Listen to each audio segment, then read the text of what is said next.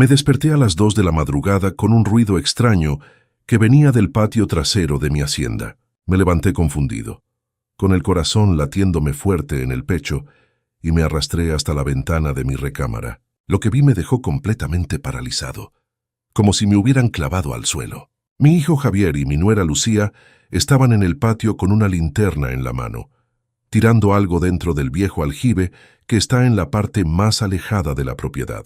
Sus movimientos eran desesperados, nerviosos, como si estuvieran cometiendo un crimen terrible. Me quedé ahí escondido detrás de la cortina, observando a las dos personas en las que más confiaba en este mundo, haciendo algo a mis espaldas en medio de la oscuridad de la noche. Cuando terminaron, cubrieron rápidamente el aljibe y regresaron a la casa de puntitas, como ladrones escondiéndose en la madrugada. Esperé hasta que se fueron a trabajar al día siguiente. Mi corazón no había dejado de latir con fuerza desde que los vi. Tomé una cuerda gruesa y una linterna potente, y fui directo al aljibe donde habían tirado algo. El aljibe tenía un olor químico muy extraño que me hizo toser. Bajé con mucho cuidado, aferrándome a la cuerda, y cuando finalmente vi lo que había en el fondo casi me desmayo del shock. No podía creer lo que tenía frente a mis ojos. Era algo que cambiaría completamente todo lo que pensaba que sabía sobre mi familia, sobre mi vida, sobre las personas que había amado y protegido durante décadas enteras. Pero para entender por qué lo que encontré destruyó mi alma completamente, necesitas saber quién soy yo. Mi nombre es Roberto Mendoza. Tengo 73 años de edad, y toda mi vida he sido el tipo de hombre que lo da todo por su familia. El tipo de hombre que se sacrifica sin pedir nada a cambio, que pone las necesidades de los demás antes que las suyas propias. Un hombre de palabra como me enseñó mi padre, que en paz descanse. Javier llegó a mi vida cuando tenía apenas 5 años. Su madre había muerto en un accidente automovilístico terrible en la carretera a Puebla, y él quedó completamente solo en el mundo, sin ningún familiar que pudiera cuidarlo.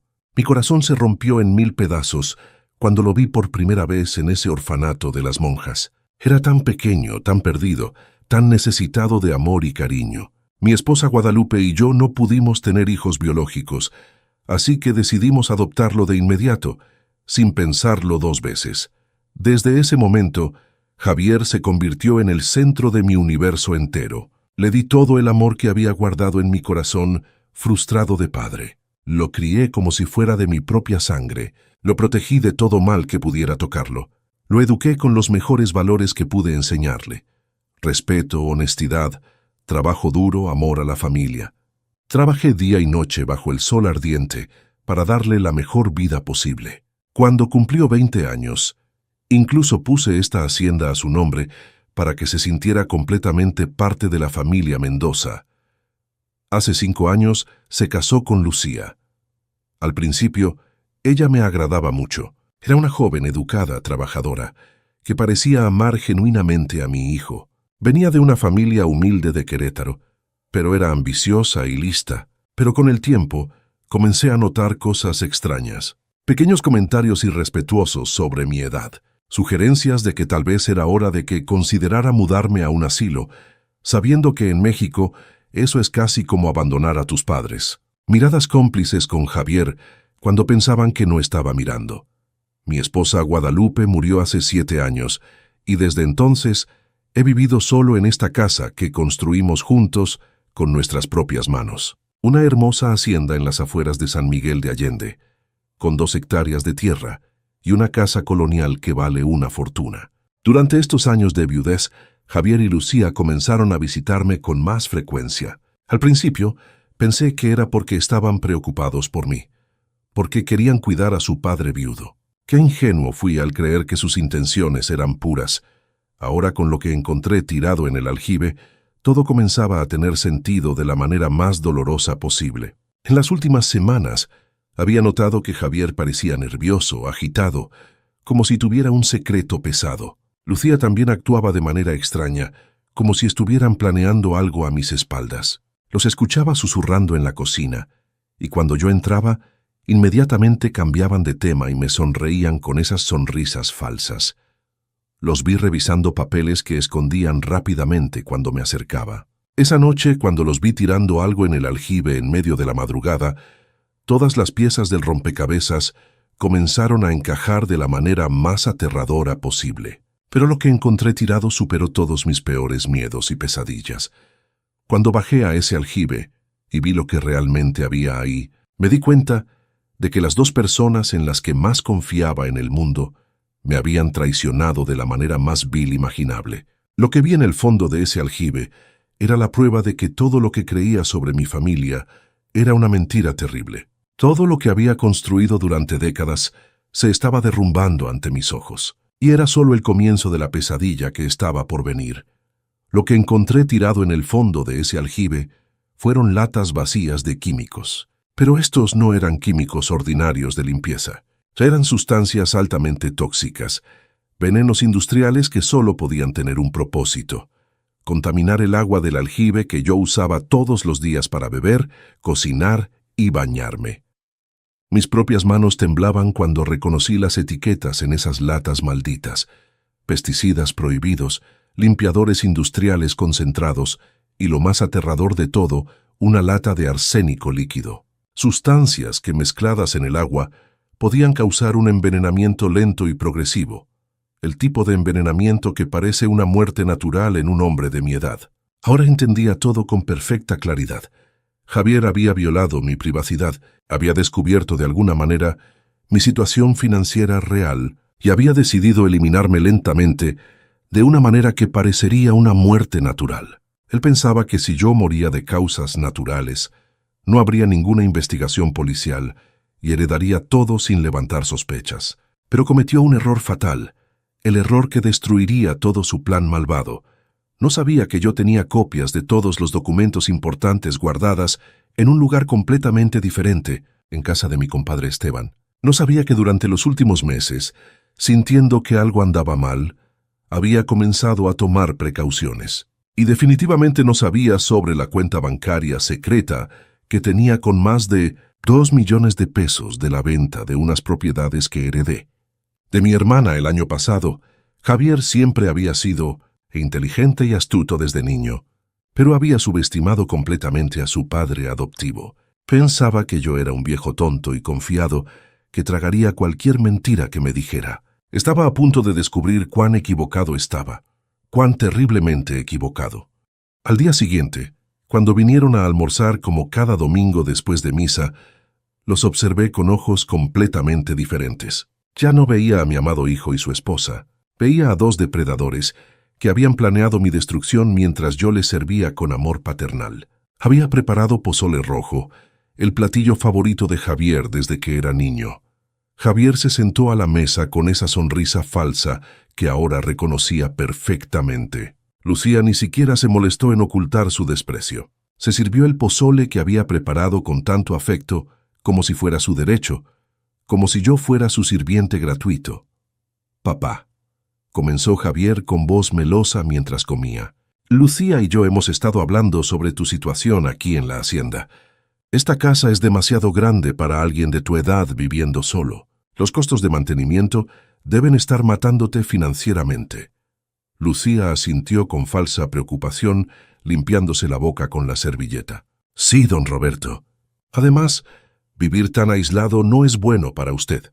Debería estar rodeado de gente de su edad, en un lugar donde tendría asistencia médica cuando la necesite. ¿Qué pasa si le da un infarto aquí solo?». Sus palabras eran como dagas envenenadas clavándose en mi corazón. Hablaban de mi futuro como si fuera una carga pesada, como si mi bienestar fuera un inconveniente que tenían que resolver lo más rápido posible. Pero la parte más dolorosa era el acto, la forma en que pretendían preocuparse por mí, cuando en realidad solo querían deshacerse de mí para quedarse con mis propiedades. «¿Y qué sugieren ustedes?», pregunté con voz tranquila, aunque por dentro me estaba ahogando en rabia y dolor. Mi mano temblaba ligeramente mientras sostenía la cuchara. Javier intercambió una mirada rápida con Lucía antes de responder. Era esa mirada que había visto 1000 veces, esa comunicación silenciosa entre conspiradores. «Bueno, hemos investigado algunos asilos realmente buenos en Querétaro, lugares donde podrías socializar, tener actividades, asistencia médica las 24 horas. Y por supuesto, añadió Lucía con esa sonrisa venenosa. Nosotros nos encargaríamos de vender la hacienda para cubrir todos esos gastos. Nunca más tendrías que preocuparte por el dinero, don Roberto. Nosotros cuidaríamos de todo. Ahí estaba todo su plan expuesto sin ninguna vergüenza. Querían encerrarme en un asilo y quedarse con mi propiedad. Querían que vendiera mi casa, el lugar donde había sido feliz con mi esposa Guadalupe, donde había criado a Javier, donde tenía todos mis recuerdos más preciosos. El lugar donde enterré el cordón umbilical de Javier, según la tradición, para que siempre estuviera conectado a esta tierra. ¿Y si no quiero dejar mi casa? Sí, pregunté, manteniendo la calma, aunque sentía que mi corazón estaba a punto de salirse de mi pecho. La máscara de Javier comenzó a agrietarse como un plato de barro viejo.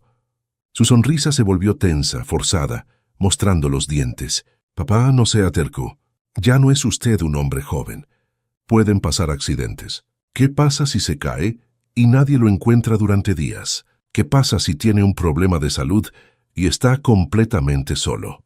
Además, interrumpió Lucía con voz más dura, cruzando los brazos, mantener esta hacienda cuesta una fortuna. Impuestos, mantenimiento, servicios de luz y agua. Su pensión del IMSS no es suficiente para todo eso. Está viviendo por encima de sus posibilidades, don Roberto. Es la pura verdad.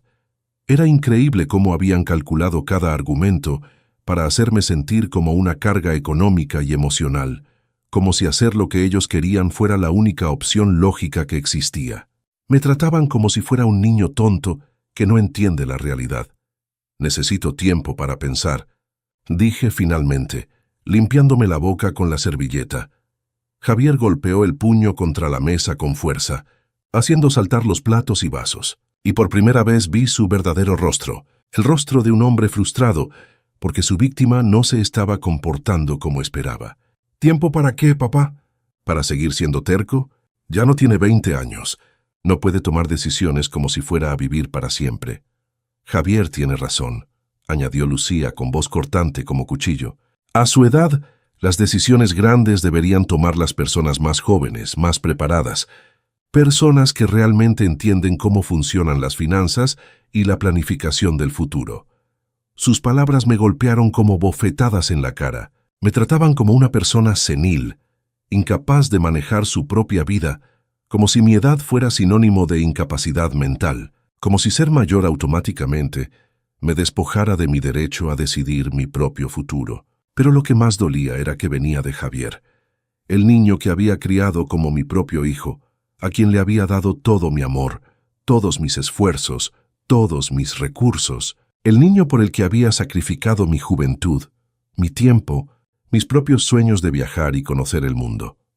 Esa noche, después de que se fueron, me quedé despierto hasta tarde, repasando cada palabra de esa conversación, cada gesto irrespetuoso, cada mirada calculadora, cada frase diseñada para hacerme sentir pequeño e inútil. Miré la foto de Guadalupe en la pared y le pedí perdón por no haber visto esto antes. Fue entonces cuando tomé la decisión más importante de mi vida. Si ellos querían jugar sucio, yo les iba a enseñar cómo se juega realmente ese juego. Pero no tenían ni idea con quién estaban tratando. No tenían idea de que este viejo todavía tenía mucha fuerza y astucia guardada. En los días siguientes, Javier y Lucía intensificaron su campaña psicológica contra mí. Era como si hubieran interpretado mi silencio como debilidad, como una señal de que estaba cediendo a sus demandas malvadas.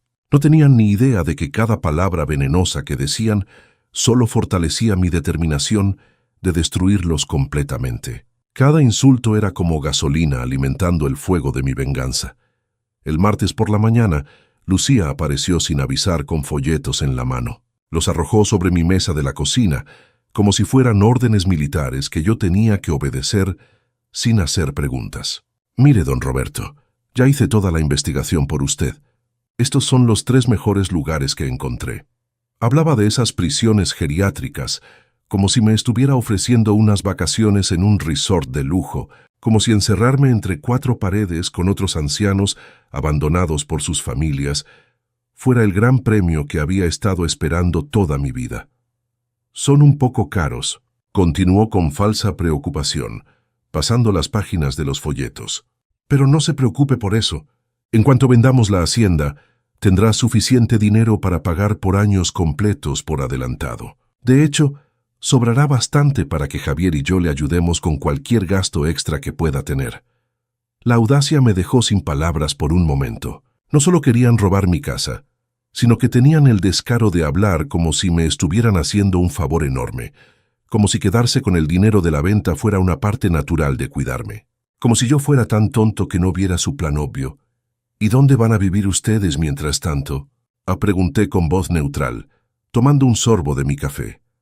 Lucía sonrió con esa expresión que ahora conocía muy bien, la sonrisa de alguien que piensa que ya ganó el juego.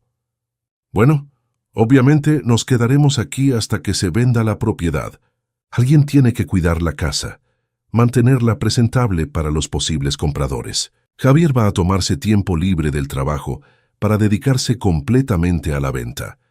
Por supuesto, el plan perfecto: echarme de mi propia casa, mientras ellos se mudaban como los nuevos dueños, viviendo cómodamente a mis expensas, mientras yo me pudría en un asilo pagado con el dinero de mi propiedad. Era tan obvio que casi daba risa. Además, agregó con voz más dura, señalando hacia el techo: esta casa necesita muchas reparaciones antes de poder venderse apropiadamente. El techo tiene goteras, la tubería es vieja, el jardín está descuidado. Va a requerir una inversión considerable para ponerla en forma. Nosotros nos encargaremos de todo eso. Era increíble cómo había pasado de fingir preocupación paternal a criticar abiertamente mi casa. La casa que había mantenido impecable durante décadas era ahora, según ella, un desastre que necesitaba su intervención salvadora. Como si yo fuera un viejo descuidado incapaz de mantener su propio hogar. Esa noche, Javier apareció con una actitud completamente diferente. Ya no pretendía ser el hijo amoroso preocupado por su padre. Su máscara había caído completamente, mostrando el monstruo que había debajo. Papá, basta de complicar las cosas. Lucía y yo hemos tomado una decisión. La próxima semana va a visitar los 3 lugares que ella eligió y va a escoger uno. Esto no es una sugerencia. Esto es lo que va a pasar. Su tono era el de alguien dando órdenes a un empleado rebelde, no el de un hijo hablando con su padre. Ya ni siquiera se molestaba con palabras dulces o argumentos falsos. Era pura imposición, pura intimidación. El respeto había desaparecido por completo. ¿Y si me niego?, pregunté, aunque la grabadora ya estaba encendida en mi bolsillo. Era un aparato pequeño que Guadalupe había usado años atrás para sus reuniones de la cooperativa. Ahora sería mi arma secreta. Javier se acercó a mí con una expresión que me asustó de verdad. En sus ojos vi algo que nunca había visto antes: desprecio absoluto. Desprecio por el hombre que lo había criado, que había sacrificado todo por él. No se va a negar, papá, porque a su edad, viviendo solo en esta casa grande, pueden pasar muchos accidentes. Las escaleras son peligrosas para una persona mayor. El piso puede estar resbaloso. Los medicamentos se pueden mezclar fácilmente. Sus palabras eran amenazas apenas veladas. Me estaba diciendo que si no obedecía voluntariamente, se asegurarían de que me pasara algo, que mi accidente sería la excusa perfecta para tomar control de mi vida y mis bienes. Mi propio hijo me estaba amenazando de muerte. Además, continuó con voz helada, cruzando los brazos, ya hablé con el doctor Ramírez sobre su estado mental. Le dije que últimamente ha estado mostrando signos de confusión, olvidos, tomando decisiones irracionales. Está muy preocupado por su capacidad de vivir independientemente. El doctor Ramírez había sido el médico de la familia durante años, un hombre que siempre me había tratado con respeto y cariño. Lo conocía desde que era joven. La idea de que Javier le hubiera mentido sobre mi estado mental me enfureció a niveles que no sabía que existían en mí. ¿Le mentiste al doctor Ramírez sobre mí?, pregunté con voz temblorosa de rabia contenida. No mentí sobre nada, respondió Javier con frialdad. Le dije la verdad sobre un hombre de 73 años que se niega a aceptar la realidad de su situación. Un hombre que piensa que puede seguir viviendo como si tuviera 30. Eso es exactamente la definición de deterioro mental, papá. Lucía se unió al ataque con una sonrisa cruel que me heló la sangre. El doctor Ramírez está totalmente de acuerdo con nosotros. Dijo que es muy común en personas de su edad. Negación, terquedad, incapacidad de tomar decisiones racionales. Hasta mencionó que podríamos conseguir una orden judicial si es necesario. Una orden judicial. Querían declararme mentalmente incompetente para tomar control legal de mis bienes. Querían usar el sistema judicial para robar todo lo que había construido durante una vida entera de trabajo y sacrificio. Era brillante en su maldad, tengo que admitirlo. ¿De qué pensión hablas?, preguntó Lucía sarcásticamente cuando mencioné mis ingresos. Ni siquiera tienes una decente. Estás viviendo del seguro social y de ahorros que están casi agotados. ¿Qué dinero crees que puedes usar para mantener esta propiedad? Seas realista, don Roberto. Era mentira tras mentira. Mi situación económica era sólida, pero habían construido una narrativa completa, donde yo era un viejo quebrado y demente que necesitaba ser salvado de sus propias decisiones. Me habían pintado como un caso perdido. «Papá», dijo Javier con esa voz condescendiente que usaba cuando me trataba como a un niño estúpido. «Entendemos que esto es difícil para usted, el apego emocional a esta casa, la resistencia al cambio. Pero por eso estamos aquí nosotros, para ayudarlo a tomar las decisiones que ya no puede tomar solo». «Exactamente», añadió Lucía con firmeza. «Lo amamos.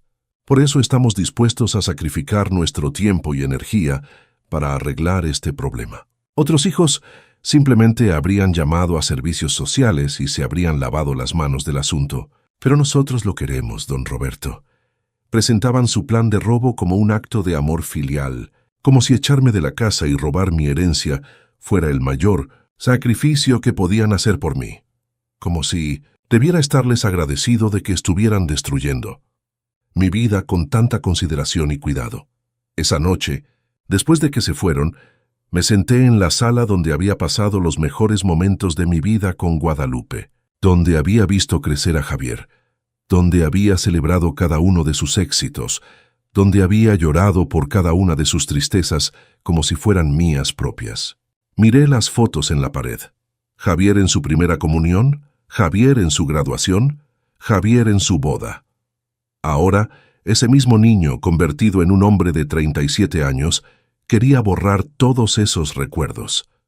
Quería convertir mi casa en efectivo, y a mí en una carga que necesitaba ser tirada en el lugar más barato posible. Pero yo tenía un secreto que ellos no conocían, varios ases bajo la manga que cambiarían completamente el juego. Lo que Javier y Lucía no sabían era que durante los últimos 8 meses había estado tomando precauciones. Cada conversación extraña, cada mirada calculadora, cada comentario sobre mi edad había activado alarmas en mi cabeza. Por eso había empezado a grabar nuestras conversaciones con esa vieja grabadora de Guadalupe. Tenía horas de audio donde su plan para robar mi casa quedaba perfectamente claro. Sus amenazas apenas veladas, sus mentiras sobre mi estado mental y, sobre todo, sus verdaderos sentimientos hacia mí. Cada insulto, cada amenaza, cada momento de desprecio quedaba grabado para siempre. Pero eso no era todo. El mes anterior, sintiendo que algo malo se acercaba como una tormenta, había visitado a un abogado diferente al que había usado toda mi vida, uno que Javier no conocía, en la ciudad de Guadalajara. Le conté toda la situación con lujo de detalles, y él me ayudó a proteger mis bienes de la manera más inteligente posible. Primero, había transferido secretamente la mitad de mis ahorros a una cuenta en otro banco, bajo el nombre de una empresa que el licenciado Torres estableció para mí. Segundo, había cambiado mi testamento, dejando todo a una fundación benéfica, excepto una pequeña cantidad para Javier. Solo lo suficiente para que no pudiera reclamar que lo desheredé completamente. Tercero, había preparado una declaración jurada, detallando las amenazas y el plan de robo que estaban desarrollando contra mí. Todo documentado, todo legal, todo preparado para el momento correcto. El licenciado Torres era un hombre brillante, y juntos habíamos construido un caso sólido. También tenía algo más que nunca habían sospechado. Hace 11 meses, mi hermana menor había muerto sin hijos, dejándome como su único heredero una propiedad en Guadalajara valorada en más de 15 millones de pesos. Decidí mantener esa herencia en secreto, sintiendo que algún día la necesitaría como carta de escape. Esa propiedad ya estaba discretamente renovada. Un apartamento de lujo en el centro de la ciudad, con seguridad las 24 horas, servicios médicos cercanos y, lo más importante, lejos de las garras de Javier y Lucía. Era mi fortaleza secreta, mi base de operaciones para la guerra que estaba por comenzar. El viernes por la mañana, Javier apareció con papeles en la mano y una actitud aún más agresiva que la semana anterior. Ya ni siquiera fingía cortesía. Me trataba como un rebelde que necesitaba ser sometido por la fuerza. «Papá, se acabaron los juegos. Traje los formularios de inscripción para los 3 asilos. Los va a llenar ahora mismo y el lunes empezamos los recorridos. No hay más discusión al respecto». Arrojó los papeles sobre la mesa como si fueran mi sentencia de muerte. Formularios preguntando por mi historial médico. Ingresos, bienes, tutor familiar. Todo diseñado para catalogarme como una carga social que necesitaba ser institucionalizada. Como si fuera un problema que resolver, no una persona. ¿Y si me niego a firmar?, pregunté, aunque la grabadora ya estaba funcionando en mi bolsillo, capturando cada palabra de esta conversación. Javier se acercó a mí con una expresión que me heló la sangre hasta los huesos. «No se va a negar, papá, porque si lo hace, mañana llamo a servicios sociales y les cuento sobre su deterioro mental. Cómo se niega a comer, cómo olvida tomar sus medicamentos, cómo ha empezado a tener alucinaciones». «¿Alucinaciones?», pregunté incrédulo, casi riendo de lo absurdo. «Sí, papá, como esa vez que me dijo que vio a mamá en el jardín, o cuando insistió en que yo estaba revisando sus cosas. Claramente comportamientos psicóticos que requieren atención médica inmediata en una institución especializada». Era brillante en su crueldad. Estaba convirtiendo mis momentos de nostalgia por mi esposa muerta y mis sospechas justificadas sobre su comportamiento en síntomas de demencia. Estaba creando un historial falso de enfermedad mental para usar contra mí y despojarme de todos mis derechos como persona.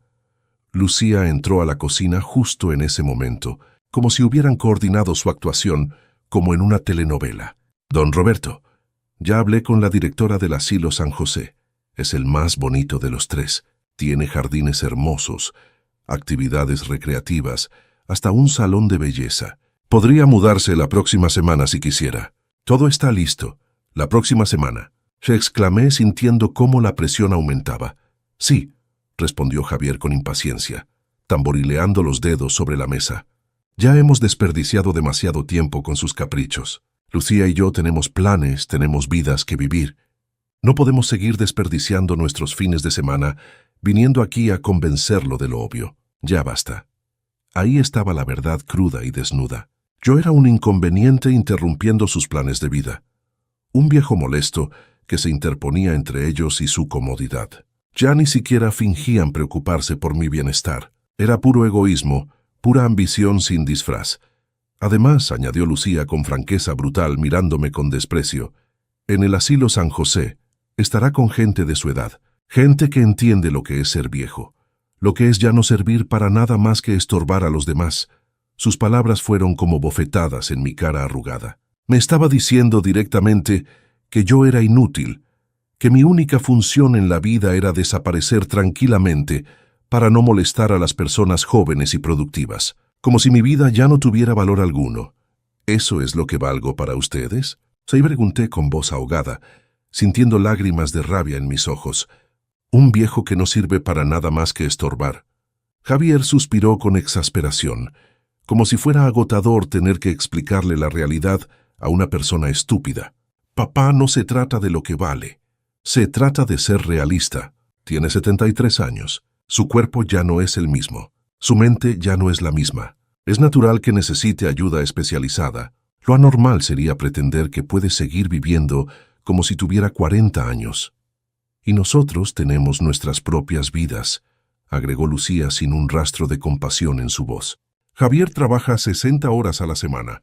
Yo tengo mi empleo y responsabilidades. No podemos seguir viniendo aquí cada semana a cuidar de alguien que se niega a aceptar la ayuda que necesita. Ya fue suficiente». Era increíble cómo habían logrado voltear la situación completamente. Ellos que venían a robar mi casa, ahora se presentaban como víctimas sacrificadas que desperdiciaban su tiempo tratando de ayudar a un viejo terco y desagradecido.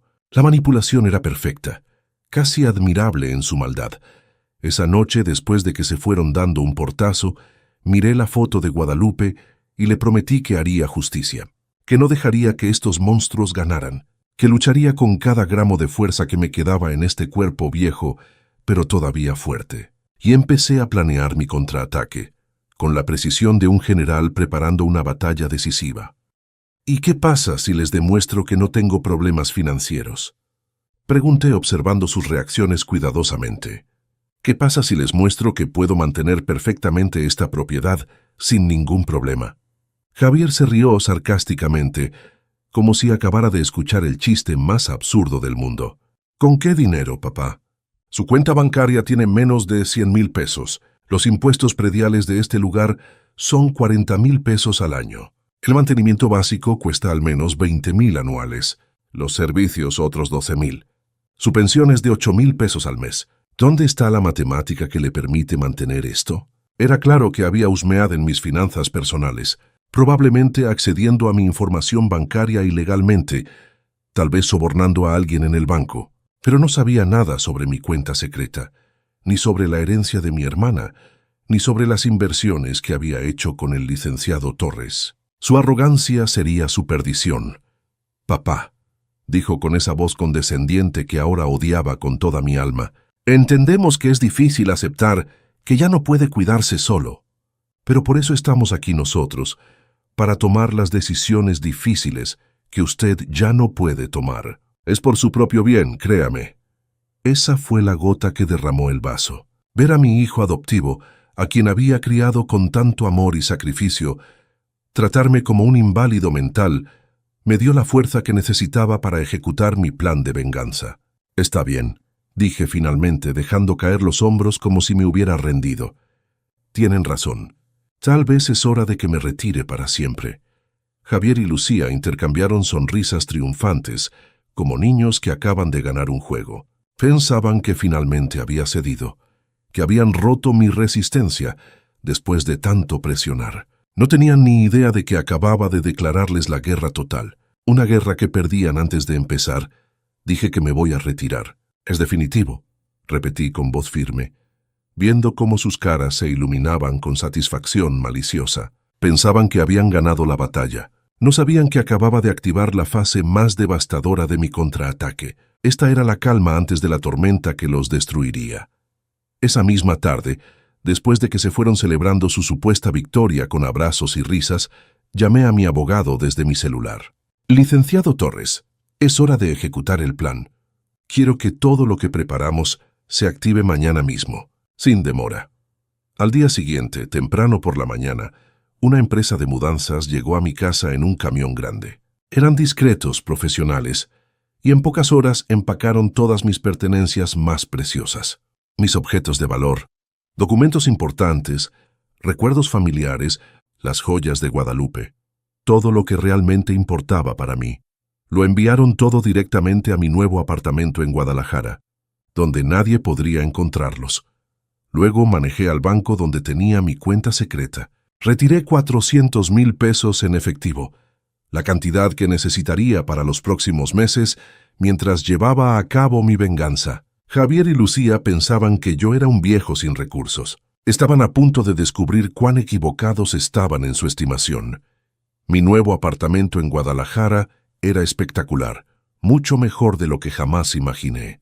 2 recámaras amplias, 2 baños completos, cocina moderna con todos los electrodomésticos, balcón con vistas a la ciudad, seguridad las 24 horas del día. Y lo más importante, estaba a mi nombre bajo una empresa que Javier nunca podría rastrear. Era mi fortaleza secreta, mi base de operaciones para la guerra que estaba comenzando. El lunes por la mañana, Javier llegó a la hacienda esperando encontrarme tristemente, empacando mis cosas, para ir al asilo como un cordero al matadero. En lugar de eso, encontró una nota pegada en la puerta principal con cinta adhesiva. Me he ido a pensar sobre mi retiro. Volveré cuando esté listo. No me busquen. Roberto, según mi vecina doña Carmen, quien me contó después con lujo de detalles, Javier perdió completamente el control. Gritó como loco, maldijo, golpeó la puerta, llamó a mi celular desesperadamente, tratando de localizarme. Patricia vino corriendo desde su carro, y juntos registraron toda la casa, buscando pistas de mi paradero como detectives aficionados. Lo que no encontraron fue mi Nuevo Testamento, mis documentos legales importantes, ni mis grabaciones comprometedoras. Todo estaba a salvo en mi apartamento secreto, lejos de sus manos ladronas. Lo que sí encontraron fue la casa completamente vacía de mis pertenencias preciosas y una cuenta bancaria con exactamente 2,000 pesos, el mínimo que había dejado para que no sospecharan que tenía otros recursos ocultos.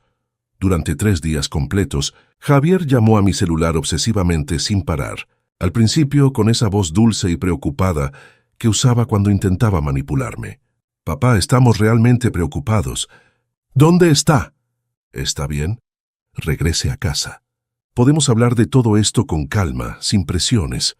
Cuando no respondía a esas llamadas manipuladoras, el tono cambió radicalmente como yo sabía que pasaría. Los mensajes de voz se volvieron agresivos, amenazantes, mostrando su verdadera naturaleza.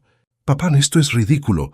Es un hombre de 73 años. No puede andar vagando por ahí como un adolescente rebelde. Regrese inmediatamente o vamos a llamar a la policía. Lo digo en serio». Al cuarto día decidí responder una de las llamadas. Mi voz sonaba cansada, derrotada, exactamente como quería que sonara para engañarlos. «Javier, mi hijo, tienes razón en todo. Ya no puedo seguir huyendo de la realidad. Estoy en un motel barato aquí en Querétaro, gastando los pocos ahorros que me quedan. Ya no aguanto más esta situación. ¿En qué motel estás? Vamos por ti ahora mismo», respondió con alivio evidente en su voz, creyendo que finalmente me había sometido. «No, no vengan todavía. Mañana regresaré a la hacienda. Pero necesito que me prometas una cosa, Javier. Necesito una semana más para despedirme de mi casa, para procesar esto emocionalmente. Una semana. Y luego firmaré todos los papeles que quieras. Te lo prometo». Javier aceptó inmediatamente sin dudar. Una semana parecía un precio pequeño para finalmente conseguir lo que quería. No sabía que una semana sería más que suficiente para destruir completamente su vida y todos sus planes malvados. El juego apenas comenzaba y yo tenía todas las cartas ganadoras. El viernes regresé a la hacienda, pero no solo ni derrotado. Llegué en un taxi de lujo, vestido con ropa cara que había comprado en Guadalajara, con mi cabello profesionalmente arreglado en una peluquería exclusiva y con una actitud completamente diferente. Ya no era el viejo derrotado que habían humillado durante meses. Era don Roberto Mendoza en todo su esplendor. Javier y Lucía estaban esperando en la sala, con los papeles del asilo listos sobre la mesa, como buitres esperando su presa. Sus expresiones triunfantes se desvanecieron cuando me vieron entrar caminando con la frente en alto. Algo en mi postura, en mi energía, en mis ojos, decía que algo había cambiado fundamentalmente. Y ellos lo sintieron de inmediato. «Papá, se ve diferente», dijo Javier con un tono de sospecha en su voz, estudiándome de arriba a abajo. «Me siento diferente», respondí con una sonrisa que no había mostrado en meses. «He tenido tiempo para pensar, para reflexionar sobre mi vida, mis decisiones, las personas que realmente me aman, y he llegado a conclusiones muy interesantes». Lucía frunció el ceño, cruzando los brazos defensivamente. «¿Qué quiere decir con eso, don Roberto?» «Quiero decir que durante estos días recordé algo muy importante. Recordé quién soy realmente. No soy el viejo inútil y quebrado que ustedes quieren que crea que soy. Soy Roberto Mendoza, dueño de 2 propiedades con una cuenta bancaria sólida y una red de contactos que ustedes ni siquiera pueden imaginar». Vi cómo sus caras palidecían mientras procesaban mis palabras. Era como ver estatuas de sal formándose ante mis ojos. Javier se puso de pie abruptamente, derribando su silla. «¿De qué estás hablando? ¿Qué 2 propiedades? ¿Qué cuenta bancaria sólida?» Saqué un documento de mi cartera que había preparado especialmente para este momento dramático. Era la escritura de mi apartamento en Guadalajara, completamente pagado, valorado en 15 millones de pesos. Esta propiedad la heredé de mi hermana hace 11 meses. Pensé en contarle a mi querido hijo adoptivo, pero luego recordé que está tan ocupado planeando cómo robar mi casa que probablemente no estaría interesado en conocer mis otros bienes. La palabra adoptivo los golpeó como una bofetada en la cara. Javier se quedó congelado. procesando el hecho de que yo sabía sobre los químicos que tiró en el aljibe, sobre su intento de envenenarme lentamente para que pareciera una muerte natural. Todo su plan se estaba desmoronando. ¿Cómo? ¿Cómo lo sabes? Tartamudeó, su voz quebrándose como vidrio. Sobre tu adopción siempre lo he sabido, querido. Yo soy quien te adoptó, ¿recuerdas?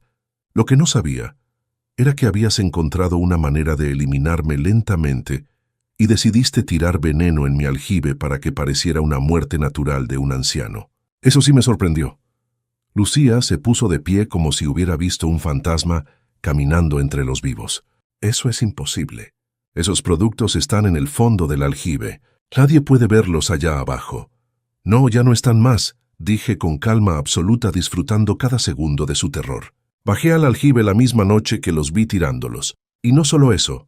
Fotografié todo con mi celular.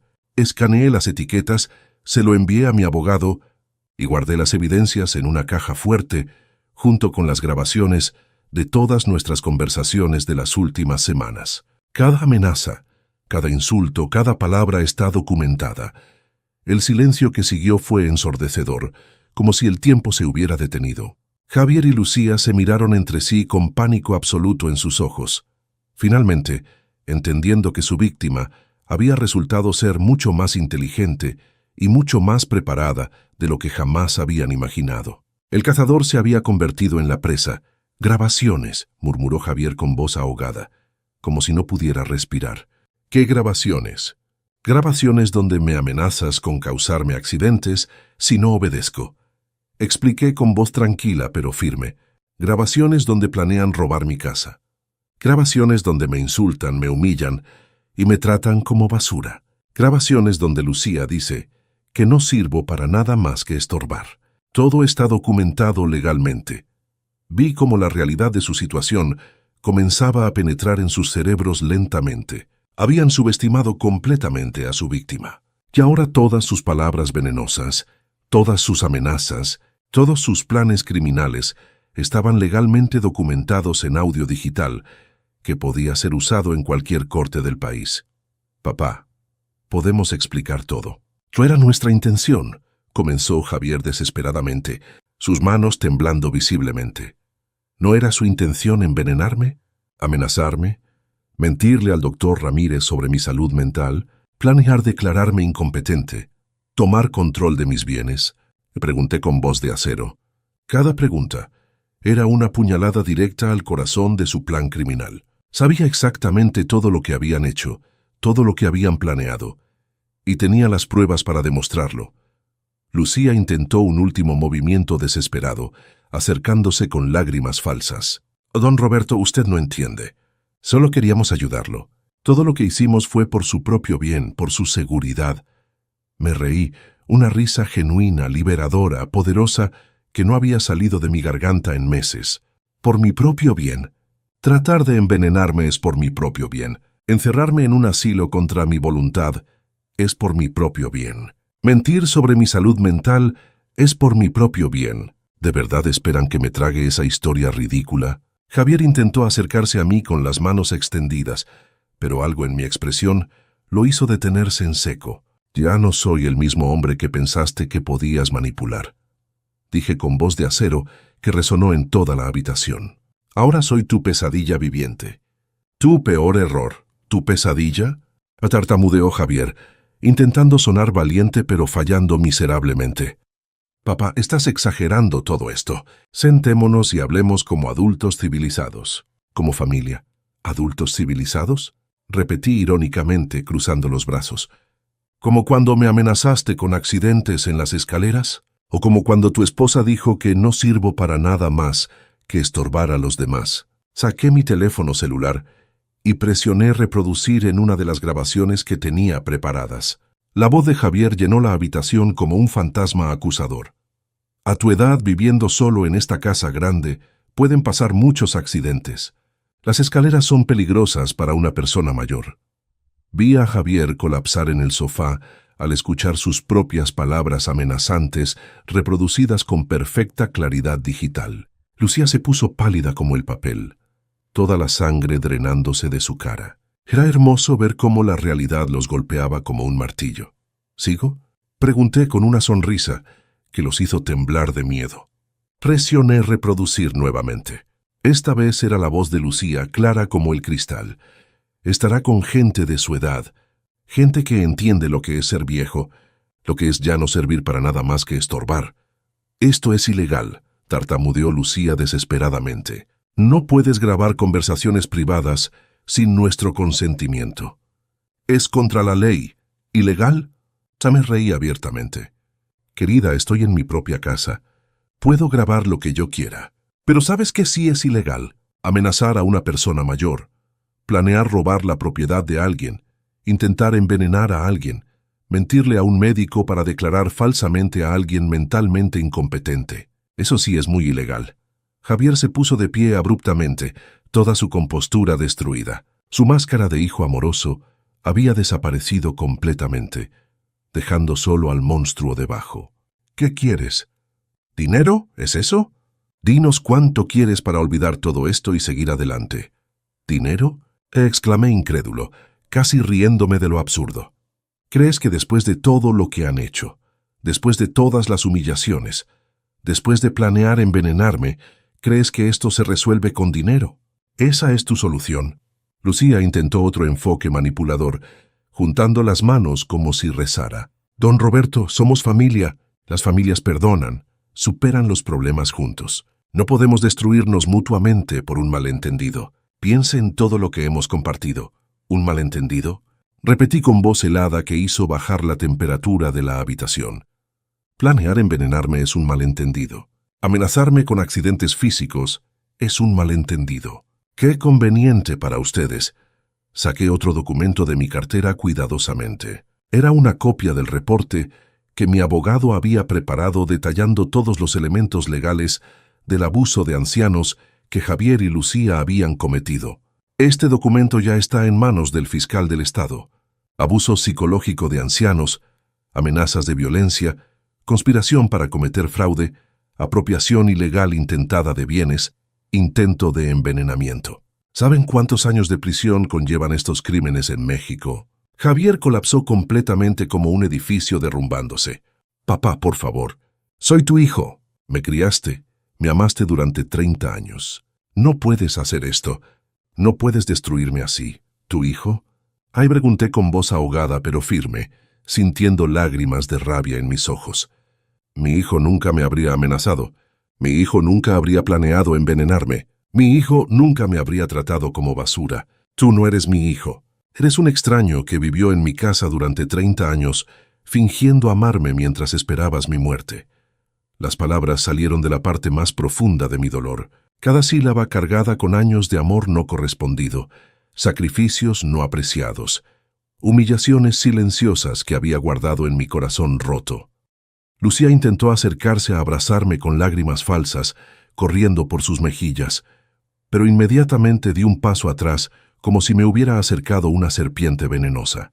No me toques. No tienes derecho a tocarme. Perdiste ese derecho cuando decidiste ver mi cuerpo como un obstáculo entre ustedes y mi dinero, cuando planearon mi muerte como si fuera un trámite financiero conveniente.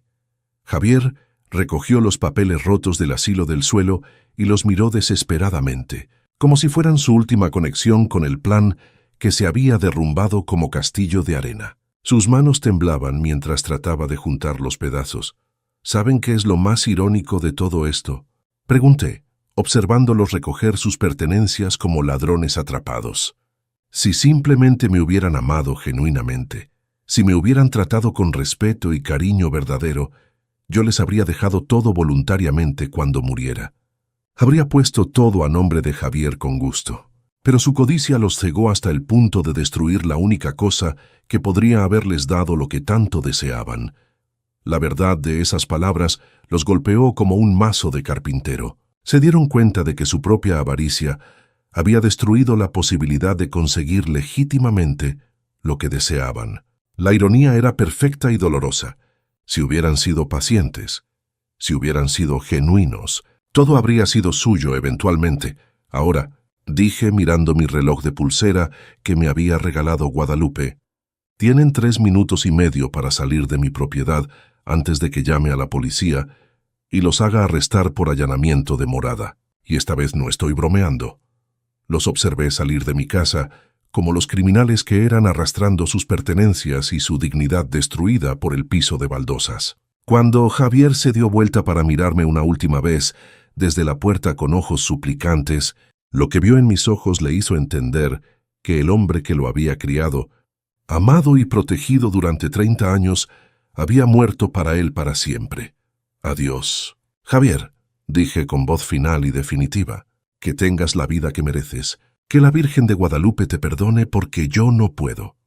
Y cerré la puerta con fuerza, sintiendo cómo un capítulo de mi vida se cerraba para siempre. Una semana después, Javier intentó su último movimiento desesperado, su última carta en este juego perdido. Como no podía contactarme directamente por la orden de restricción que había conseguido, decidió hacer algo que definitivamente mostró que no había aprendido nada de todo lo que había pasado. Algo que sellaría su destino completamente. Creó un perfil en una plataforma de redes sociales y comenzó a transmitir en vivo, tratando de manipular la opinión pública a su favor. Mi vecina doña Carmen me llamó en pánico desde su celular.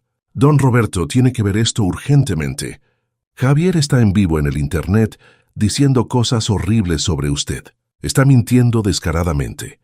Me conecté a la plataforma desde mi apartamento de Guadalajara y no podía creer lo que estaba viendo en la pantalla. Ahí estaba él, sentado en lo que parecía un apartamento barato, con los ojos rojos de llorar, hablando a la cámara con voz entrecortada y quebrada.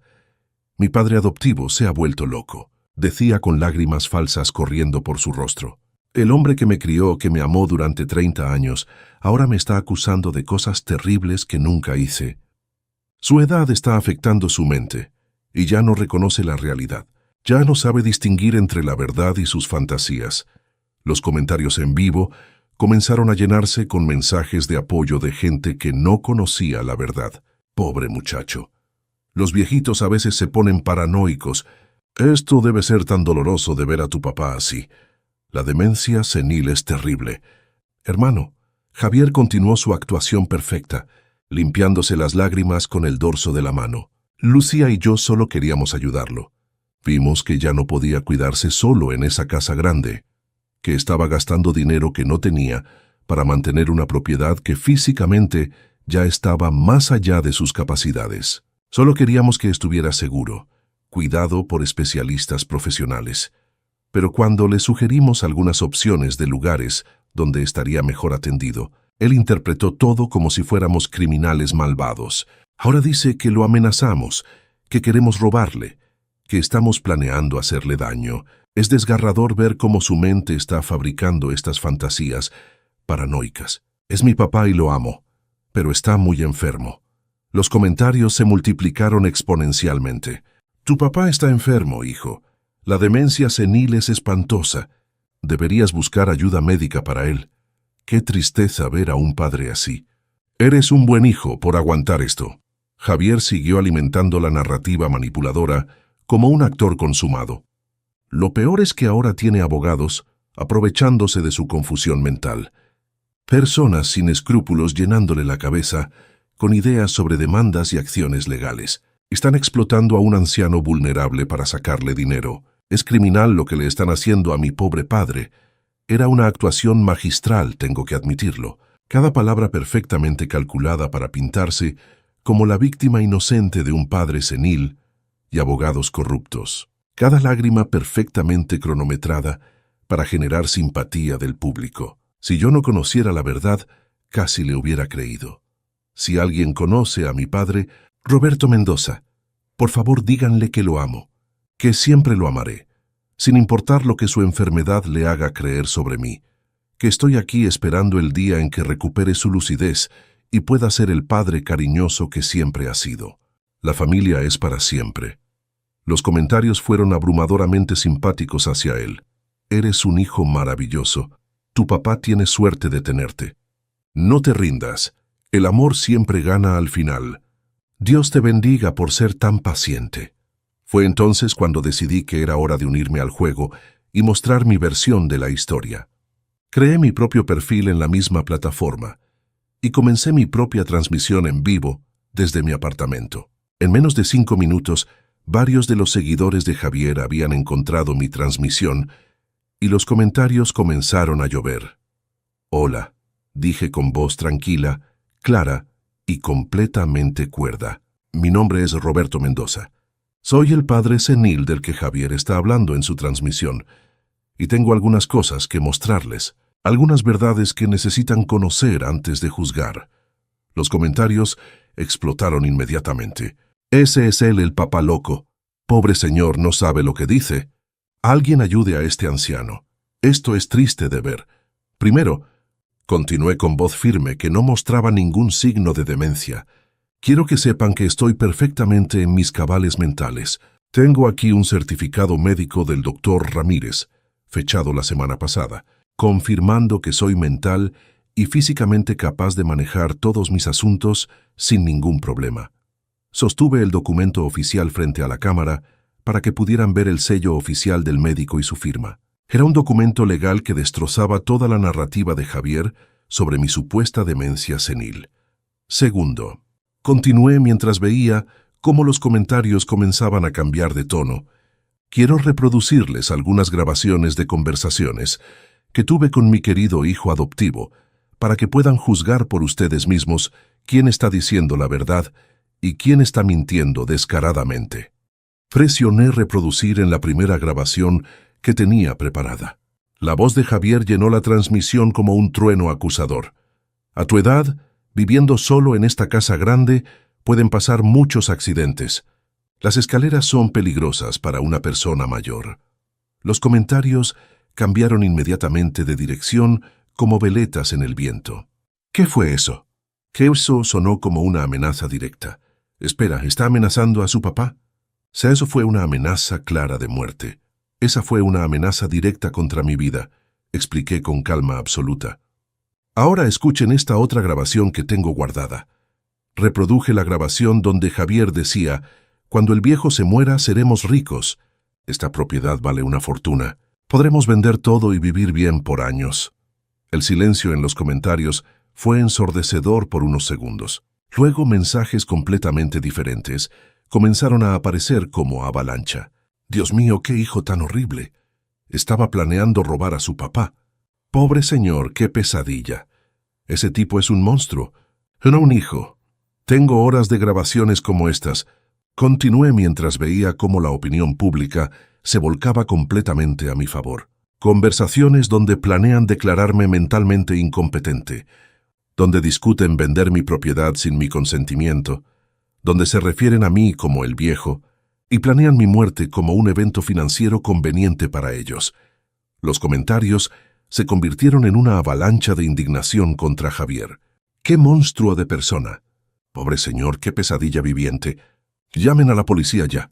Este tipo merece la cárcel. ¡Qué hijo tan desagradecido! Pero eso no es todo lo que tengo, añadí con una sonrisa, mientras disfrutaba cada segundo. También tengo esto que quiero mostrarles. Mostré las fotos de las latas de químicos que había encontrado en el aljibe a la cámara, acercándolas para que pudieran ver las etiquetas claramente. Estas son fotografías de sustancias tóxicas que mi hijo tiró en mi aljibe al amanecer, intentando envenenarme lentamente. Arsénico líquido, pesticidas prohibidos, limpiadores industriales. Todo diseñado para contaminar el agua que yo bebo todos los días. Los comentarios se volvieron absolutamente furiosos contra Javier. «Llamen a la policía inmediatamente. Este tipo es un criminal peligroso. Pobre señor, qué hijo tan horrible. Merece cadena perpetua. Intentó asesinar a su propio padre. Y finalmente», dije con una sonrisa que iluminó toda mi cara arrugada, «quiero mostrar algo que Javier no sabe que tengo y que destruye completamente su narrativa de que soy un viejo pobre y confundido». Sostuve la escritura de mi apartamento en Guadalajara frente a la cámara, mostrando claramente el valor de 15 millones de pesos. Esta es mi propiedad en Guadalajara que heredé de mi hermana. 15 millones de pesos completamente pagados. También tengo una cuenta bancaria con más de 2 millones de pesos que Javier desconoce completamente. Los comentarios explotaron con apoyo total hacia mí. «Ese señor está perfectamente cuerdo. El hijo es el loco aquí. Qué inteligente fue al proteger sus bienes. Bien hecho, señor. Ese hijo merece pudrirse en la cárcel. Como pueden ver, concluí con voz tranquila pero victoriosa. No soy un anciano senil y confundido. Soy un hombre de 73 años perfectamente capaz que tuvo la desgracia de criar a un hijo adoptivo que resultó ser un criminal codicioso, que planeó mi asesinato para robar mi herencia. Miré directamente a la cámara con ojos que habían visto demasiado dolor. Javier, si estás viendo esto, quiero que sepas algo muy importante. La justicia viene en camino. Los fiscales tienen todas las pruebas. Los periódicos tienen toda la historia. Y el mundo entero ahora sabe exactamente qué clase de monstruo eres. Terminé mi transmisión y los comentarios seguían llegando por cientos. Justicia para don Roberto. Ese hijo necesita ir a prisión. ¡Qué historia tan horrible! Gracias por compartir su verdad, señor. Dios lo bendiga y lo proteja. Esa misma noche, la historia se volvió viral en las redes sociales mexicanas. Los medios de comunicación comenzaron a llamar pidiendo entrevistas. Periódicos locales querían cubrir la historia del anciano que había superado inteligentemente el plan de asesinato de su hijo adoptivo. Al día siguiente, Javier intentó borrar su transmisión original, pero ya era demasiado tarde. Miles de personas la habían grabado y compartido. Su cara estaba en todas partes, identificado como el hijo que intentó asesinar a su padre adoptivo por codicia. Su reputación estaba destruida para siempre en el país. Lucía perdió su trabajo en la escuela cuando los padres de familia se enteraron de la historia y exigieron su despido. Nadie quería que alguien capaz de planear el asesinato de un anciano estuviera cerca de sus hijos. Era justicia poética en su forma más pura. Javier también perdió su empleo cuando su jefe vio las grabaciones en línea. La empresa no podía permitirse tener a alguien con ese historial criminal trabajando para ellos. Su vida profesional estaba terminada antes de que comenzara el juicio. Pero lo mejor estaba por venir. El licenciado Torres había estado trabajando incansablemente, preparando el caso legal más sólido posible. Teníamos las grabaciones de audio, las fotografías de los químicos, el testimonio del doctor Ramírez, desmintiendo las mentiras sobre mi salud mental, y la declaración de doña Carmen como testigo ocular. Don Roberto, me dijo el licenciado Torres por teléfono, tenemos suficiente evidencia para enviarlos a prisión por años. Intento de homicidio, conspiración para cometer fraude, abuso de ancianos, amenazas de violencia. El fiscal está muy interesado en este caso. También había algo más que Javier no sabía. Resulta que cuando intentó sobornar al empleado del banco para acceder a mi información financiera, ese empleado había reportado el intento a sus supervisores. Ahora también enfrentaba cargos por intento de fraude bancario y corrupción. Todo su mundo se estaba derrumbando como un edificio de naipes en una tormenta. Y yo estaba ahí, observando desde mi apartamento seguro en Guadalajara, sintiéndome más libre y poderoso de lo que me había sentido en años. La víctima se había convertido en el vencedor. Una tarde, mientras tomaba café en mi balcón con vista a la ciudad, reflexioné sobre todo lo que había pasado. Había perdido a un hijo, eso era verdad, pero ese hijo nunca había sido realmente mío. Había sido una ilusión, un actor interpretando un papel durante 30 años. Ahora tenía algo mucho más valioso: mi dignidad, mi libertad y la satisfacción de haber luchado contra la injusticia y ganado. Tenía nuevos amigos en mi club de lectura que me apreciaban genuinamente. Tenía mi apartamento hermoso donde podía vivir en paz, y tenía la certeza de que había hecho lo correcto.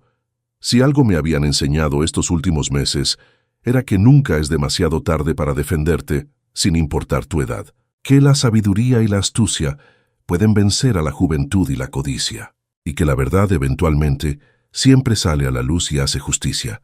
Guadalupe estaría orgullosa de mí, pensé, mientras miraba su foto que había traído a mi nuevo apartamento. Había peleado por lo nuestro, por nuestra memoria, por todo lo que habíamos construido juntos, y había ganado de la manera más espectacular posible. Levanté mi taza de café hacia el cielo en un brindis silencioso, por la justicia, mi amor, y por todos los ancianos que se niegan a ser víctimas de la codicia de otros. Nunca es tarde para pelear por lo que es tuyo. 2 semanas después de mi transmisión en vivo que se volvió viral, Recibí una llamada del fiscal del distrito. Don Roberto Mendoza, habla el licenciado Fernando García del Ministerio Público. Hemos revisado toda la evidencia que su abogado nos proporcionó y queremos proceder con cargos criminales completos contra Javier Mendoza y Lucía Hernández. Mi corazón se aceleró al escuchar esas palabras. Finalmente, la justicia del sistema estaba de mi lado. ¿Qué significa eso exactamente, licenciado? Pregunté, queriendo entender cada detalle de lo que vendría. Significa que vamos a acusarlos formalmente de intento de homicidio por el envenenamiento del aljibe, conspiración para cometer fraude, abuso de ancianos bajo el Código Penal mexicano, amenazas de violencia y extorsión. Si son encontrados culpables de todos los cargos, podrían enfrentar hasta 25 años de prisión cada uno. 25 años. La magnitud de esa sentencia me dejó sin aliento. Javier tendría más de 60 años cuando saliera, si es que salía. Lucía también. Sus vidas productivas estarían completamente terminadas. Era exactamente lo que merecían por lo que me habían hecho. Necesitaremos que testifique en la corte, don Roberto, continuó el fiscal. Su testimonio será crucial para el caso. ¿Está preparado para enfrentarlos en un tribunal público? Más que preparado, respondí con voz firme que sorprendió incluso a mí mismo. He estado esperando este momento desde que encontré esos químicos en mi aljibe. Quiero mirarlos a los ojos mientras escuchan las consecuencias de sus acciones.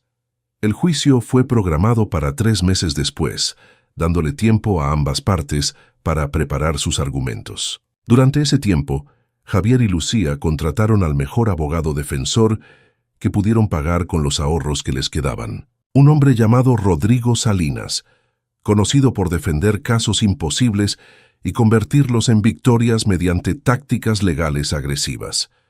Mi compadre Esteban, quien había estado siguiendo todo desde el principio, vino a visitarme a Guadalajara. Roberto, hermano, ten cuidado con ese abogado Salinas. He oído que es despiadado en la corte. Va a intentar hacerte ver como un anciano confundido y vengativo. Que lo intente, respondí con confianza. Tengo grabaciones, fotografías, testimonios médicos y testigos. La verdad está de mi lado, compadre. Y la verdad siempre prevalece al final, aunque tome tiempo. Esteban me puso una mano en el hombro con afecto fraternal. Estoy orgulloso de ti, Roberto. Muchos hombres de nuestra edad simplemente se rendirían y aceptarían el abuso. Pero tú peleaste como un guerrero. Guadalupe estaría muy orgullosa viéndote desde el cielo. Sus palabras me llenaron de emoción y fortaleza. Tenía razón. No había peleado solo por mí, sino por todos los ancianos que son víctimas silenciosas de familiares codiciosos. Mi caso se había convertido en un símbolo de resistencia contra el abuso de ancianos en todo México. Mientras tanto, Javier y Lucía intentaron desesperadamente conseguir apoyo público. Lucía hizo su propia transmisión en vivo llorando y afirmando que todo era un malentendido terrible. Don Roberto nos malinterpretó completamente. Sollozaba frente a la cámara. Nosotros solo queríamos ayudarlo. Los químicos en el aljibe eran para limpiar el agua estancada, no para envenenarlo. Él vio algo completamente diferente de lo que era, pero el público ya no le creía. Los comentarios en su video eran despiadados. Mentirosa. Las grabaciones no mienten. Deberías estar avergonzada. Ya escuchamos tu voz amenazándolo. Mereces la cárcel por lo que hiciste. Javier intentó contactar a algunos periodistas para contar su versión de la historia, pero cada entrevista que daba solo empeoraba su situación. En una entrevista particularmente desastrosa, con un programa de noticias matutino, el conductor lo confrontó directamente. Señor Mendoza, tenemos aquí las grabaciones donde claramente amenaza a su padre adoptivo con accidentes. ¿Cómo explica usted esas palabras exactas que escuchamos en su propia voz? Javier tartamudeó visiblemente nervioso. Yo solo estaba expresando preocupación genuina por su seguridad. A veces cuando hablas emocionalmente, las palabras salen mal. No eran amenazas, eran advertencias de un hijo preocupado. ¿Y qué me dice de esta grabación donde usted dice textualmente, cuando el viejo se muera, seremos ricos? ¿Eso también fue expresado con amor paternal?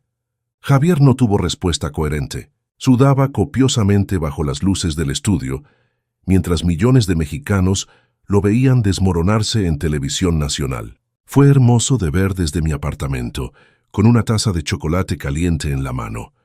También recibí apoyo inesperado de lugares sorprendentes. Organizaciones de derechos de los ancianos me contactaron para usar mi caso como ejemplo en sus campañas educativas. El Instituto Nacional de las Personas Adultas Mayores me invitó a dar una charla sobre cómo reconocer y defenderse del abuso familiar. Don Roberto, me dijo la directora del instituto durante nuestra reunión, su valentía ha inspirado a miles de personas mayores en todo el país.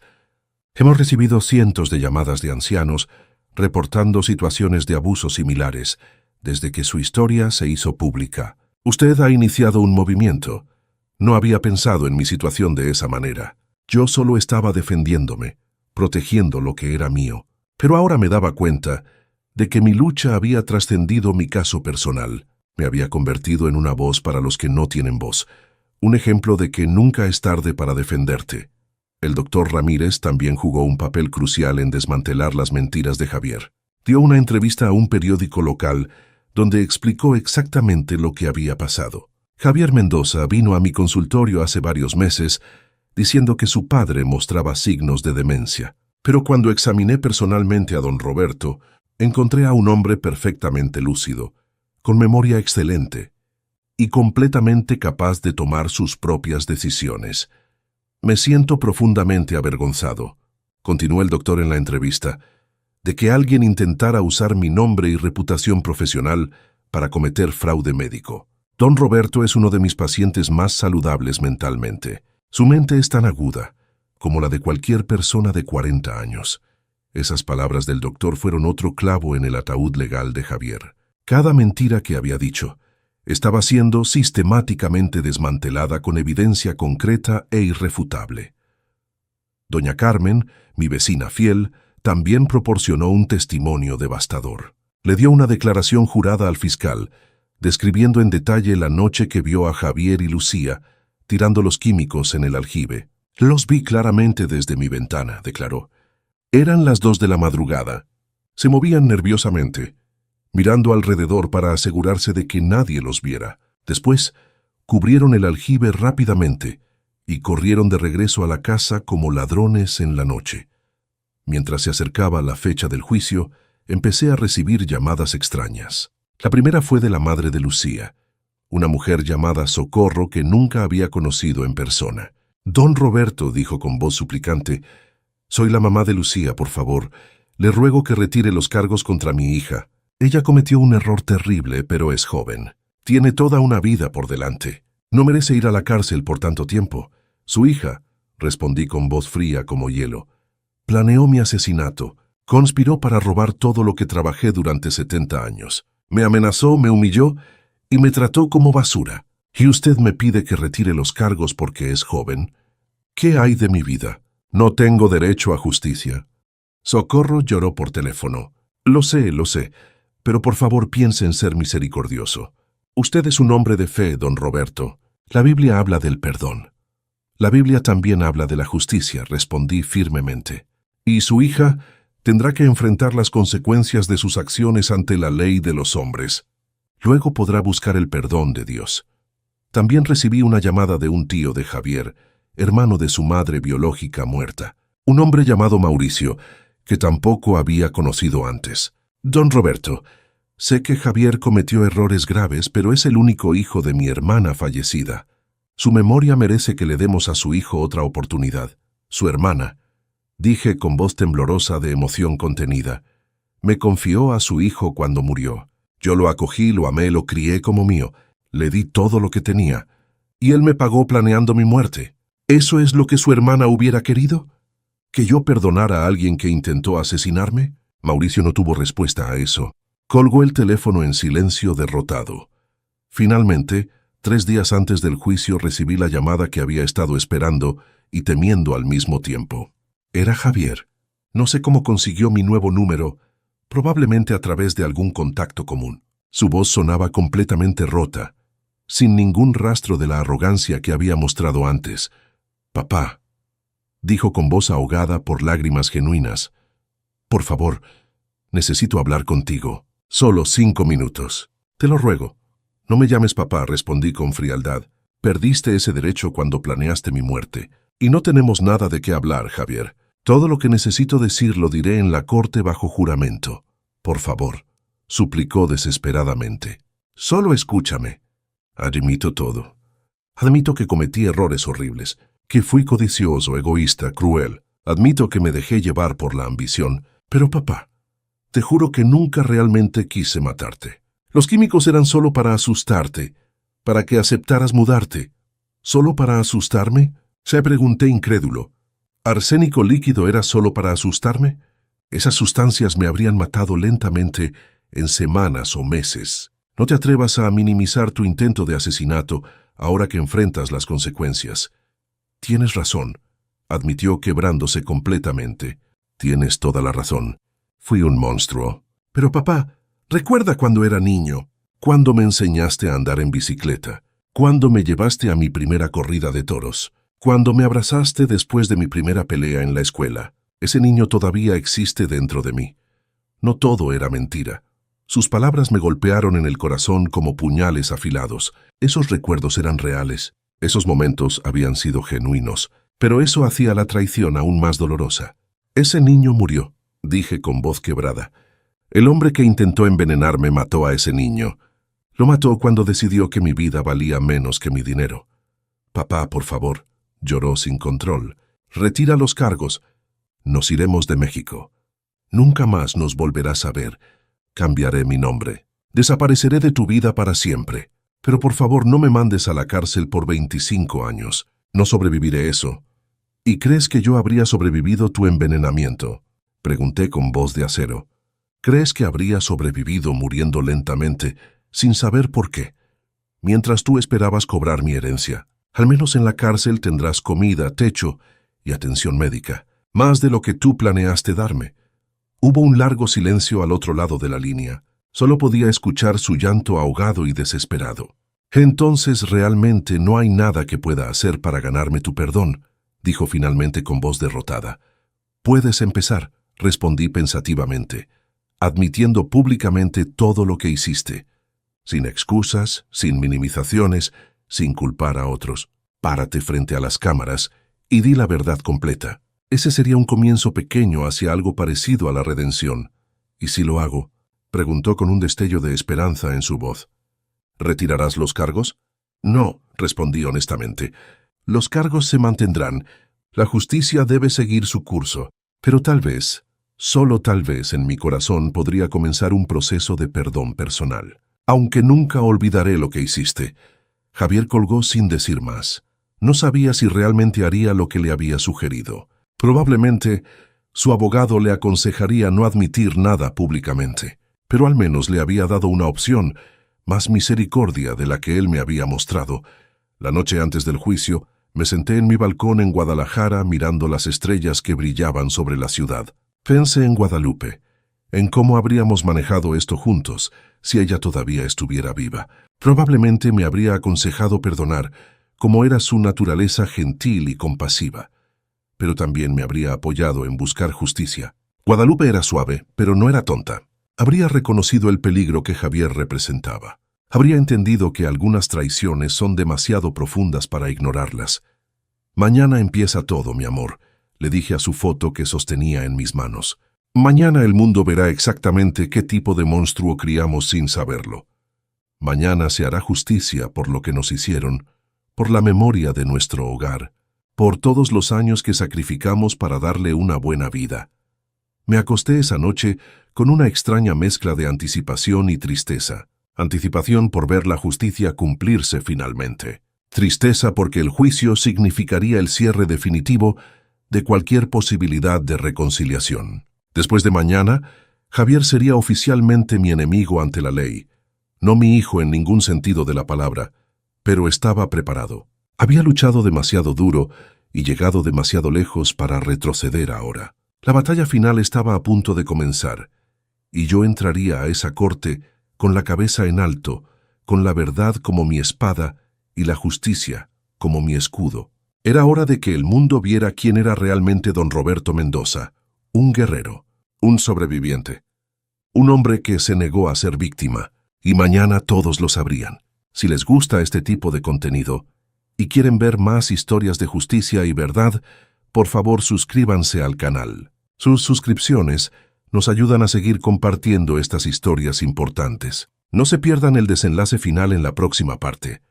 El día del juicio llegó con un cielo despejado y un sol brillante sobre Querétaro. Me desperté temprano. Me vestí con mi mejor traje que había comprado especialmente para esta ocasión y me miré en el espejo. El hombre que me devolvía la mirada no era el anciano asustado y confundido que Javier había intentado pintar. Era don Roberto Mendoza, un guerrero de 73 años listo para su batalla final. El licenciado Torres me recogió en su auto a las 7 de la mañana. ¿Está listo, don Roberto? Se me preguntó mientras conducía hacia el tribunal. Más listo que nunca en mi vida, respondí con convicción absoluta. He esperado este día durante meses. Hoy la verdad saldrá a la luz completa ante la justicia mexicana. Cuando llegamos al tribunal, me sorprendió ver la cantidad de gente que había afuera. Reporteros con cámaras, fotógrafos, activistas de derechos de ancianos con pancartas que decían «Justicia para don Roberto» y «Los ancianos merecen respeto». Mi historia había tocado un nervio en la sociedad mexicana. Una reportera se acercó corriendo con su micrófono. «Don Roberto, ¿cómo se siente enfrentando a su hijo adoptivo en la corte hoy?» «Me siento fuerte», respondí mirando directamente a la cámara. «Me siento validado. Y sobre todo, me siento esperanzado de que la justicia prevalecerá para todos los ancianos que sufren abuso en silencio». Dentro del tribunal, la sala estaba completamente llena. Cada asiento ocupado por personas que querían presenciar este caso histórico. Vi a doña Carmen sentada en la primera fila, haciéndome una seña de apoyo. Vi al doctor Ramírez también presente, listo para testificar. Vi a miembros de mi club de lectura de Guadalajara que habían viajado para apoyarme, y luego los vi a ellos. Javier y Lucía entraron esposados, escoltados por policías judiciales. Se veían completamente diferentes de la última vez que los había visto. Javier había perdido peso, su cara estaba demacrada y pálida. Lucía tenía ojeras profundas y su cabello estaba descuidado. La realidad de su situación había cobrado su precio físico y mental. Cuando nuestras miradas se cruzaron por un momento, vi algo en los ojos de Javier que nunca había visto antes, verdadero arrepentimiento mezclado con terror absoluto. No la arrogancia de antes, no la manipulación, sino miedo genuino de un hombre que finalmente entendía las consecuencias de sus acciones. El juez entró y todos nos pusimos de pie.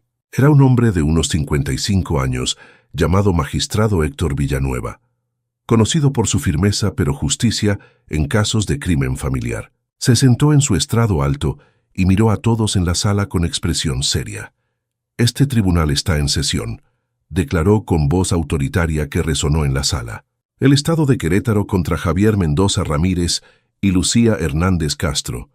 Los cargos son intento de homicidio, conspiración para cometer fraude, abuso de ancianos, amenazas de violencia y extorsión. ¿Cómo se declaran los acusados?» El abogado defensor Rodrigo Salinas se puso de pie con confianza.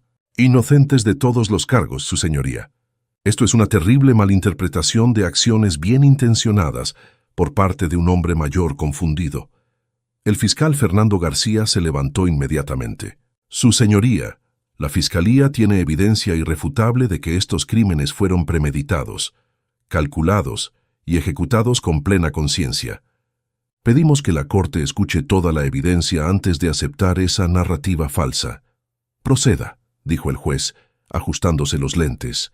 El fiscal comenzó presentando las grabaciones de audio. La sala quedó en completo silencio mientras la voz de Javier llenaba el espacio. «A tu edad, viviendo solo en esta casa grande, pueden pasar muchos accidentes. Las escaleras son peligrosas para una persona mayor». Vi a algunos miembros del jurado hacer muecas de disgusto. Uno de ellos, una mujer mayor, negó con la cabeza visiblemente perturbada. Luego reprodujeron la grabación donde Javier decía: «Cuando el viejo se muera seremos ricos». El impacto en la sala fue palpable. Gasps audibles, murmullos de indignación. El juez tuvo que golpear su mazo para restaurar el orden. «Silencio en la corte», ordenó firmemente. Luego vinieron las fotografías de los químicos encontrados en el aljibe. El fiscal las proyectó en una pantalla grande para que todos pudieran verlas. Su señoría, estas sustancias incluyen arsénico líquido, pesticidas prohibidos clase A y limpiadores industriales que combinados en agua potable habrían causado la muerte de don Roberto Mendoza en aproximadamente 6 a 8 semanas. Un experto toxicólogo tomó el estrado. Doctor Enrique Soto se presentó. Soy toxicólogo forense, con 20 años de experiencia. He examinado las sustancias encontradas en el aljibe de don Roberto. Mi análisis confirma que estas químicas en las concentraciones encontradas habrían causado envenenamiento progresivo, llevando a fallo renal, daño hepático y eventualmente muerte.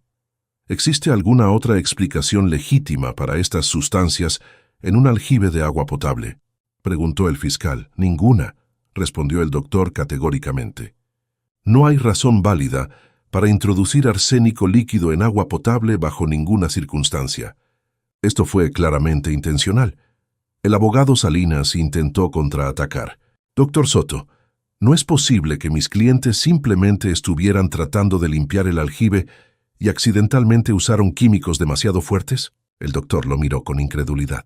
Consejero, el arsénico no es un producto de limpieza, es un veneno. No se confunde accidentalmente con detergente. Y además, según el reporte, estas sustancias fueron introducidas a las 2 de la madrugada en secreto. ¿Eso suena como limpieza accidental? La sala estalló en murmullos de acuerdo. Salinas había cometido un error mostrando lo ridículo de su defensa. Luego fue mi turno de testificar. Caminé al estrado con paso firme. Puse mi mano sobre la Biblia y juré decir la verdad. Miré directamente a Javier mientras me sentaba, queriendo que viera la fuerza en mis ojos. El fiscal comenzó su interrogatorio. Don Roberto, por favor cuéntele a la corte sobre la noche del 22 de abril cuando vio a los acusados en su propiedad. Conté toda la historia con voz clara y fuerte. Cada detalle de despertar a las 2 de la madrugada, ver a Javier y Lucía tirando químicos, bajar al aljibe al día siguiente, encontrar las latas de veneno. No omití nada. La sala estaba completamente silenciosa excepto por mi voz. ¿Y cómo se sintió cuando descubrió lo que habían hecho?, preguntó el fiscal. Devastado, respondí con voz quebrándose ligeramente. No solo por el peligro físico, sino porque el niño que crié desde los 5 años, al que amé como mi propia sangre, había decidido que mi vida valía menos que mi dinero. Eso destruye algo dentro de ti que nunca se puede reparar completamente. Vi a Javier agachar la cabeza, incapaz de mirarme. Lucía también evitaba mi mirada, estudiando sus manos esposadas. El doctor Ramírez testificó después, destruyendo completamente la narrativa de mi supuesta demencia. Don Roberto es uno de mis pacientes más lúcidos, declaró firmemente. Su memoria es excelente, su razonamiento es claro, y su capacidad de toma de decisiones es perfectamente normal para su edad. No hay absolutamente ningún signo de deterioro cognitivo. Entonces, ¿las afirmaciones del señor Javier Mendoza sobre la confusión mental de su padre eran falsas?, preguntó el fiscal. Completamente falsas, confirmó el doctor con indignación visible. Intentaron usar mi nombre profesional para cometer fraude médico. Estoy profundamente ofendido por ese abuso de confianza. Doña Carmen también testificó vívidamente sobre lo que había visto esa noche desde su ventana. Su testimonio coincidía perfectamente con mi historia, agregando otra capa de credibilidad irrefutable. Cuando llegó el turno de la defensa, Salinas intentó desesperadamente crear duda. Llamó a Javier al estrado. Mi hijo adoptivo caminó lentamente, sus cadenas tintineando con cada paso. Se sentó y juró decir la verdad, aunque todos sabíamos que la verdad era su enemigo. Javier, comenzó Salinas con voz compasiva, por favor dígale a la corte en sus propias palabras qué estaba haciendo esa noche en el aljibe. Javier respiró profundo, sus manos temblando visiblemente. Estábamos tratando de limpiar el aljibe. Mi papá había mencionado que el agua olía raro. Entonces Lucía y yo decidimos sorprenderlo limpiándolo. ¿A las 2 de la madrugada? Interrumpió el fiscal con sarcasmo. En secreto. Queríamos que fuera una sorpresa, respondió Javier débilmente, su historia sonando ridícula incluso para él mismo. ¿Y el arsénico?, presionó el fiscal. Exactamente como el arsénico líquido limpia agua. Javier no tuvo respuesta. Se quedó en silencio, mirando sus manos, derrotado. Salinas intentó intervenir, pero el juez lo silenció. Quiero escuchar la respuesta del testigo. No lo sé, admitió Javier finalmente con voz apenas audible. No tengo explicación para el arsénico. Era la admisión que todos estaban esperando. Incluso su propio abogado se veía derrotado. El caso estaba cerrado en ese momento. No había defensa creíble contra la evidencia abrumadora. El fiscal entonces reprodujo las grabaciones de nuevo, esta vez con Javier sentado en el estrado. ¿Esta es su voz, señor Mendoza? Sí, admitió Javier. ¿Estas son sus palabras? Sí. ¿Estaba usted amenazando a su padre adoptivo con accidentes? Hubo un largo silencio. Luego Javier colapsó completamente. Sí, susurró. Sí, lo estaba amenazando. Y lo siento. Dios mío, lo siento tanto. Las lágrimas comenzaron a correr por su rostro sin control. No eran lágrimas de manipulación esta vez. Eran lágrimas de un hombre roto que finalmente enfrentaba la magnitud de lo que había hecho. Pero era demasiado tarde. La justicia no se detiene por arrepentimiento tardío.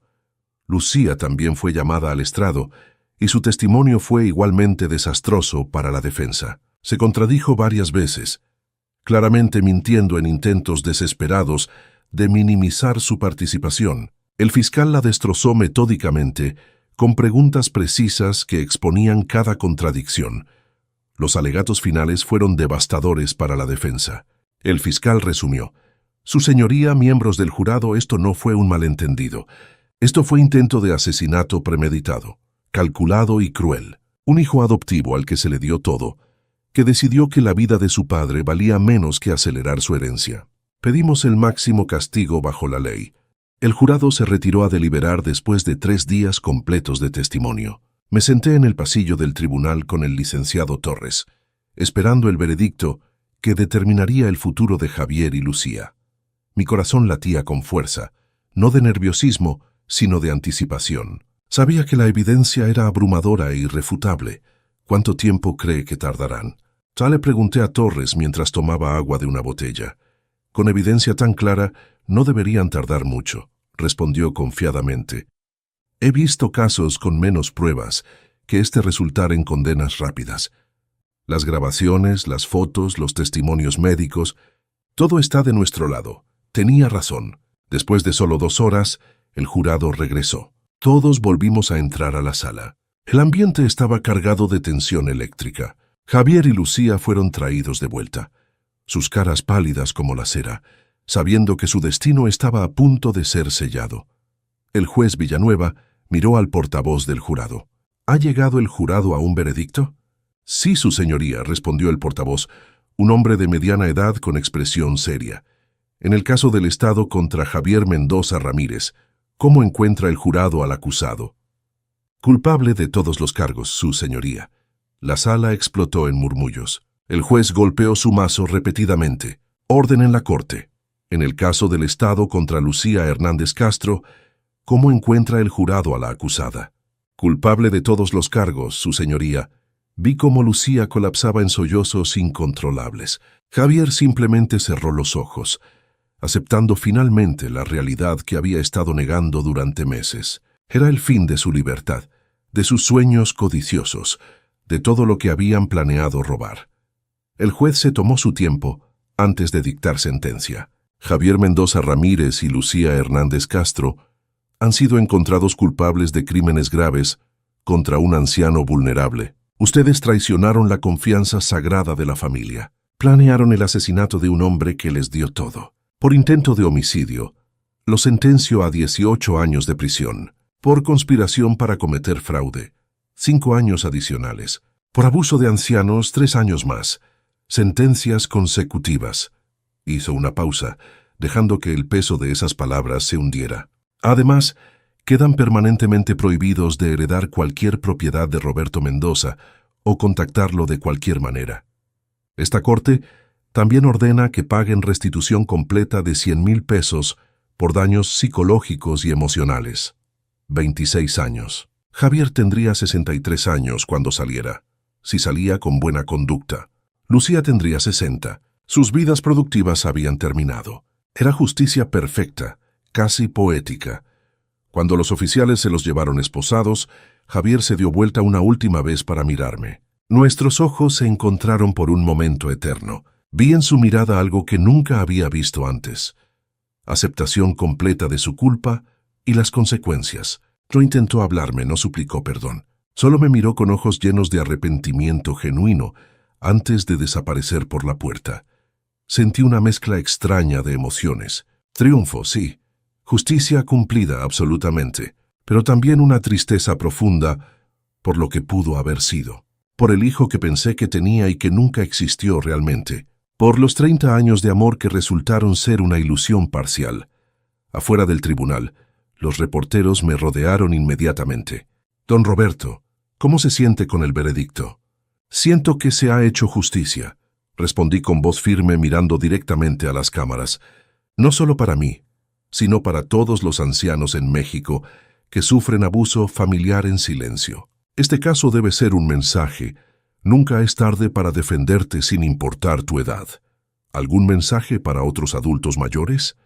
Preguntó otra reportera. Sí, dije con pasión. Si alguien está abusando de ti, amenazándote, tratando de robarte, no te quedes callado.